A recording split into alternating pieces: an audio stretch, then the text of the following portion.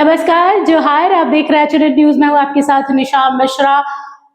पूरे राज्य भर में, खासतौर पर झारखंड की बात करें तो झारखंड में एक उलगुलान उठा है कुर्मियों की ओर से कि भाई हमें एसटी में शामिल होना है, आदिवासियों के में शामिल होना है, अपना वजूद पाना है, खोई हुई अपनी जो छवि है उसे प्राप्त करना है। लेकिन जो एसटी भाई हैं, जो आदिवासी समुदाय के लोग हैं, उनका कहना है कि आदिवासी नहीं बनना चाह रहे, इनको एसटी वाला जो आरक्षण है उसके लिए इन्हें कहीं ना कहीं मन में लालच है, या कुछ भी कह लीजिए आप उसे।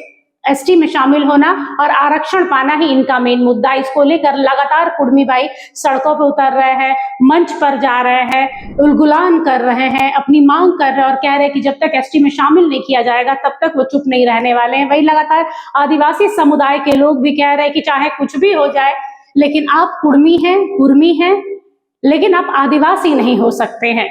इतिहास उठाकर देख लीजिए, ये कहना है आदिवासी भाइयों का कि भाई आप कुर्मी हैं या कुर्मी हैं, अपने पास है, आप आदिवासी में नहीं आ सकते, आप एसटी में शामिल नहीं हो सकते। लेकिन यहाँ पर कहूंगी कि ये लड़ाई एसटी और कुर्मी जो है, कुर्मी और आदिवासियों से हटकर इन दोनों की लड़ाई में जिसने बाजी मारी है वो है ओबीसी समुदाय। जी हाँ, एक बड़ी खबर आ रही है कि हेमंत सरकार ने ओबीसी के 14% आरक्षण पर मुहर लगा दी है। हेमंत सरकार का ये फैसला निकाय चुनाव के ठीक पहले आया है। इस एक फैसले ने एक तीर से दो निशाना साधा है। जहां हेमंत सरकार ने एक निम्न वर्ग को, ओबीसी को अपनी ओर कर लिया है, तो दूसरी ओर भाजपा और आजसू को भी साधा है निशाना। क्या है पूरी खबर, आइए एक नजर डाल लेते हैं। राज्य में नगर निकाय चुनाव को लेकर राजनीतिक हलचल अब अपने चरम पर है। मुख्यमंत्री हेमंत सोरेन के नेतृत्व वाली झामुमो कांग्रेस और राजद गठबंधन सरकार ने एक मास्टर स्ट्रोक खेला है और पिछड़े वर्ग यानी ओबीसी के लिए 14% आरक्षण की व्यवस्था को अंतिम रूप दे दिया है। इसकी मंत्री परिषद से मंजूरी भी मिल चुकी है। यह फैसला विपक्षी दलों, खासकर बीजेपी यानी भारतीय जनता पार्टी और आजसू के लिए बड़ा राजनीतिक झटका साबित होगा। लंबे समय से भाजपा और आजसू ओबीसी आरक्षण की मांग का मुद्दा बनाकर सरकार पर दबाव बना रहे थे, लेकिन अब ये हथियार छीनकर उनके हाथों से झामुमो ने ले लिया, यूं कहिए हेमंत सरकार ने ले लिया है। सरकार के इस कदम से चुनावी समीकरण बदलते हुए दिख रहा और पिछड़े वर्ग का वोट बैंक सीधे सत्ताधारी गठबंधन की ओर झुक सकता है। आरक्षण लागू करने की राह में सबसे बड़ी बाधा सुप्रीम कोर्ट के ट्रिपल टेस्ट मानदंड थे। इनमें जनसंख्या सर्वे, पिछड़ेपन का वैज्ञानिक आंकलन और स्थायी निकायों में प्रभावी प्रतिनिधित्व सुनिश्चित करना शामिल था। हेमंत सरकार ने इन सभी मापदंडों को समयबद्ध तरीके से पूरा किया और राज्य पिछड़ा वर्ग आयोग के विस्तृत सर्वेक्षण किया, जिसमें ओबीसी समुदाय को जनसंख्या अनुपात, सामाजिक आर्थिक स्थिति और निकायों में उनकी भागीदारी का गहन विश्लेषण शामिल था।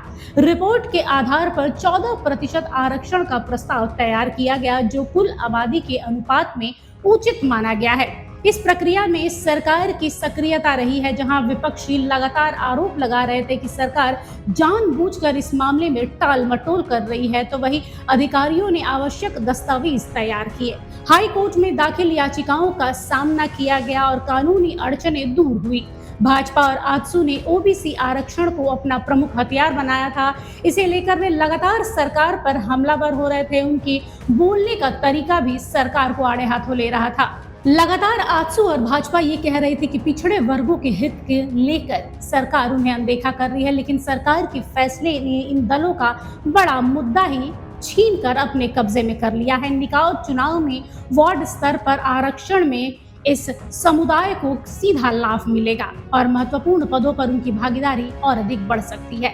इससे जमीनी स्तर पर सरकार का प्रभाव मजबूत होगा। Bureau report, HNN news. बहरहाल तो देखा आप लोगों ने इस खास रिपोर्ट को। दरअसल ये कहना गलत नहीं होगा कि भाजपा और आजसू का एक ही मुद्दा था, ओबीसी को साधना। वो भी हेमंत सरकार ने अपने एक स्ट्रोक में सब कुछ अपने पाले में कर लिया है। अब ओबीसी को 14% आरक्षण देने के बाद आपको लगता है कि निकाय चुनाव में कोई भी ओबीसी वर्ग का आदमी भाजपा या आजसू की ओर देखेगा? क्योंकि सबसे पहले तो अपनी भूखे पेट की रोटी दिखती है, फिर जाकर किसी और की थाली दिखती है। लेकिन निकाय चुनाव से पहले हेमंत सरकार का झामुमो का ये स्ट्रोक मास्टर स्ट्रोक ही कहा जाएगा। फिलहाल के लिए बस इतना ही। देखते रहिए एचएनएन न्यूज। नमस्कार। अगर आपको हमारा ये वीडियो अच्छा लगा तो इसे लाइक करें, शेयर करें और हाँ, सब्सक्राइब करना ना भूलें।